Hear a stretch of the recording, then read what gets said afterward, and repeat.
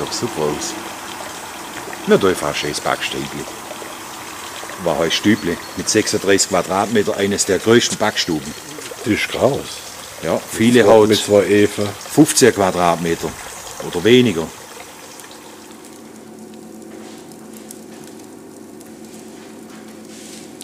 So, jetzt werden wir mal gucken, wie es aussieht. 460 Grad in der Mitte. 440 vorne. Zieg hast du alle aufgemacht. Ja. Gucken wir mal Unterhitze. 256. Das sieht gut aus. Bis mir jetzt Esche raushaut, Blut raus, ausgewaschen hat, werden wir die optimale Temperatur haben, schätze ich, von 280 Grad. Das müsste nachhauen. Das ist unsere beste Errungenschaft, dass wir elektronisch per Laser die Hitze messen können. Früher haben wir nur ein Messer da gehabt, dann hast du eine Temperatur gehabt von 300 Grad und hast gedacht, das ist ja optimal. Dann haben wir mit dem Laser nachgemessen, dann hatten wir 150 Grad mehr und dann haben wir ein Problem gehabt. Dann verbrennt es. Es wird auch, jeder Backvorgang wird da protokolliert, wenn wir anfeuern, wenn wir es nach 6 Stunden nachlegen, wenn er ausgewaschen wird, wenn es das erste Mal eingeschossen wird, wie lange braucht zum Beispiel, wenn wir das Brot backen, wie lange braucht ein Speckhirn. Es wird alles festgehalten, weil dass du das jedes Jahr immer verwenden kannst und hast dann auch deine optimale Temperatur. Das Wichtigste an so einem Holzofen ist die Züge. Wir haben 3 Züge, das heißt, wir haben einen Mittelzug, links und rechts. Mit diesem reglementieren wir den Rauchabzug und mit dem Türeofen den Sauerstoff. Wenn wir nämlich die Züge zu früh zumachen, dann bildet sich CO2, dann drückt der Rauch hier raus und Leute kriegen eine Träne in die Augen. Und das ist ein Zeichen, dass zu wenig Sauerstoff dazukommt. Beim Anfeuern ist es so, man lässt ungefähr 1 Stunde alles offen.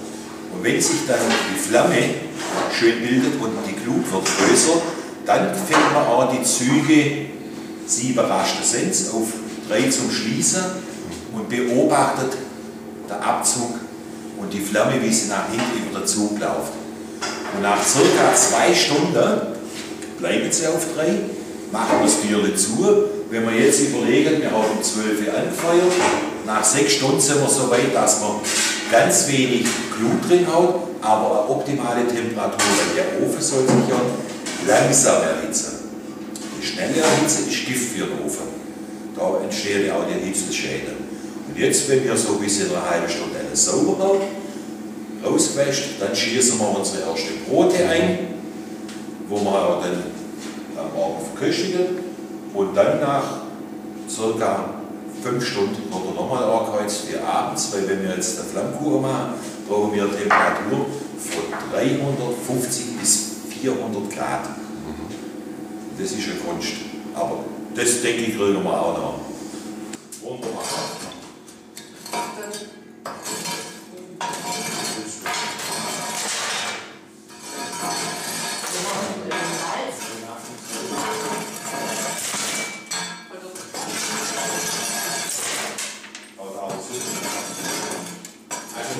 Von der Blutmenge ist es besser, wie wo wir jetzt die 2 haben. Und da siehst du, dass es von dem her, wenn jetzt, schätzt du kannst 3-mal einschießen, dass es da passt, mit 5-mal einfüllen von dem Meter. Sieht richtig gut aus. Wie viel Holz haben wir da drin gehabt? Ein Viertelmeter Holz. Viertelmeter. Also wenn man jetzt zum Beispiel mit beiden Öfen arbeitet, und man tut jeden Ofen einmal einschieben, einmal einfrieren, da langt zum Beispiel auch Tannenholz. Weil da backt man immer raus, man kann im Schnitt so 30 Brote pro Ofen rausbacken und wenn das dann rausbacken ist, kann man zum Beispiel dann nochmal nachfeuern und schauen nach einer knappen Stunde kann man wieder einschießen, wenn er putzt ist. Da haben wir praktisch 120 Brot. Wir haben das dieses Jahr mit einem Ofen gemacht, 2-mal eingefeuert und haben dann 120 Brot rausbacken und das war genial. Da der Vorteil ist vom Buchenholz, es hält die Glut länger, wenn man wegen anders schaffen muss. Die meisten Backhäuser schaffen nur mit Holz, weisen aber auch nur einmal anfeuern morgens und mittags nochmal. Das hat auch früher unser Dorfweg, der Reffli, so gemacht. Wir müssen ein bisschen umdenken. Sobald der Ofen saniert ist, können wir mit beide schaffen. Da sind wir jetzt auch schwer dran. Dass Der zweite, der Ofenbauer, der muss das angucken, der muss auch noch einen Kostenvorschlag machen. Weil da geht es dann schon ins Eingemachte und vor allen Dingen muss das auch rechtlich geregelt sein, dass das ein Schornsteinfeger abnimmt. Weil als Laie, wenn da ein Fehler passiert in dem Gebäude und das Gebäude brennt ab, haben wir ein Problem. Da sind wir dran, aber dann hat er mal die Gemeinde gerichtet, wo der Schaden war. 2002 haben wir ja einen Brandkett hier drin. Da hat der oben die Eichenberge hat brennt. Das ging dann schon über Jahre, dass die gelostet hat. Und Gott sei Dank ist es dann da zum Vorschein gekommen, und zwar von dem her nicht der ganz große Schaden. Da hat man früher ums Camero ist man mit dem Eichenberger rumgegangen. Das war nicht so gut.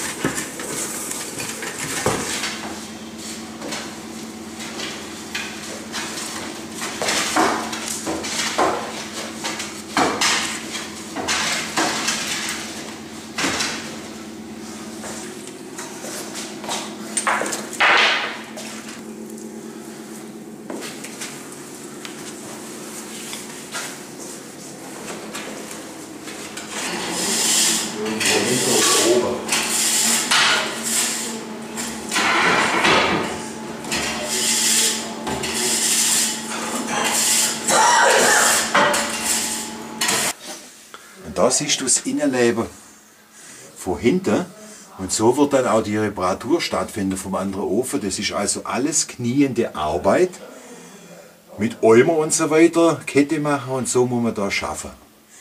Und da sieht man mal, was die aufgeschichtet hat an Schamottsteine. Darum hält der auch nach 2-3 Tagen, wenn der kommst, hat der immer noch 70 bis 100 Grad der Ofen. Und das war das Interessante früher. Wenn der Montag backen hat, hat er natürlich am Mittwoch, am zweiten Backtag, gar nicht mehr viel Hitze braucht.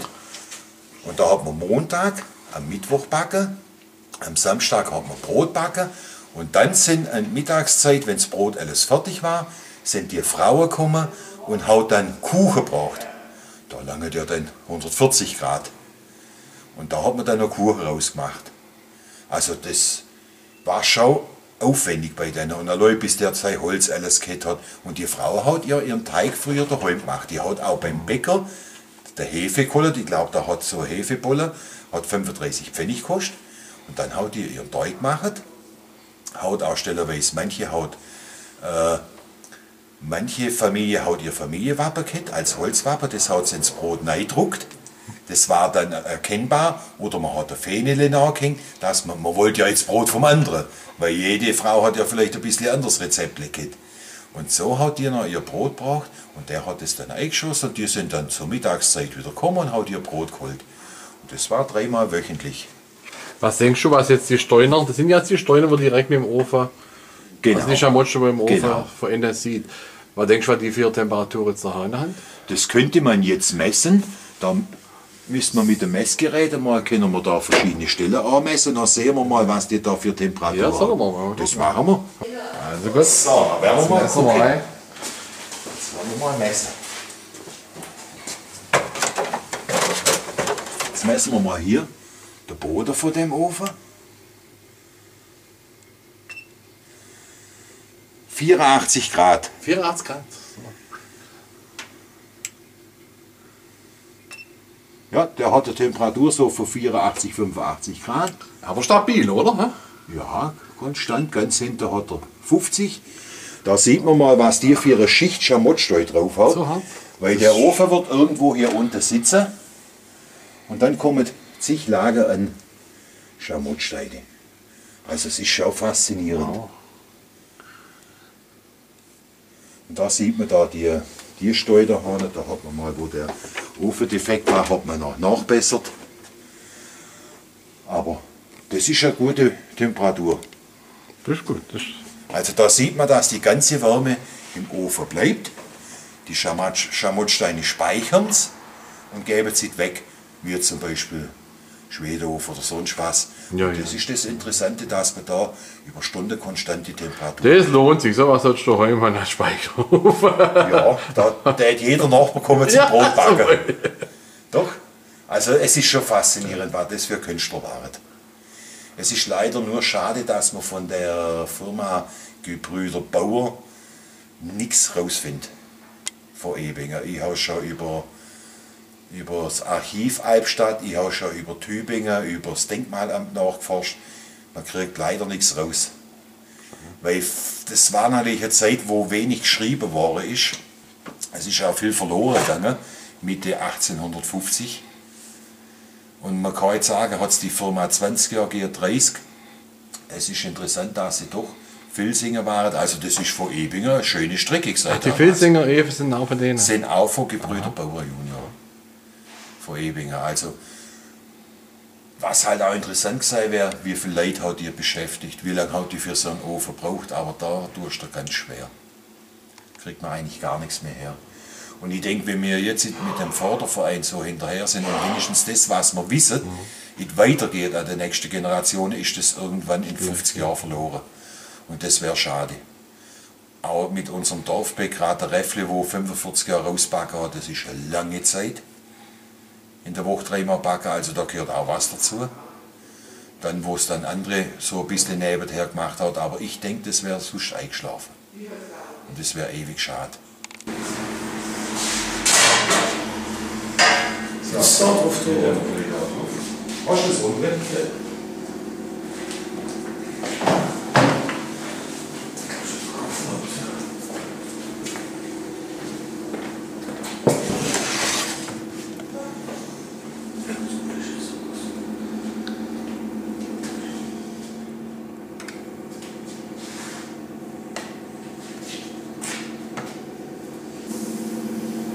Mitte hast du. Okay, da können wir einschließen.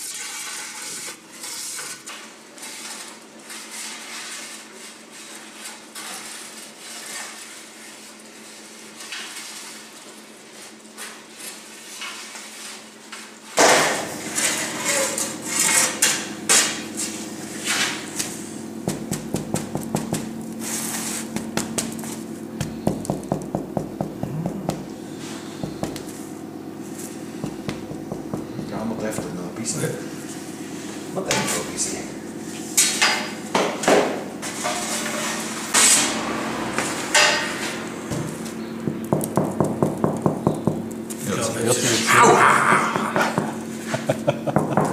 Hört sich gut an. Nur ich kann auch mal schön Häuschen rausschneiden, das ist ja kein Problem. Sieht gut aus, ne? Ist gut oder ist noch weg? Das ist gut. Das ist gut.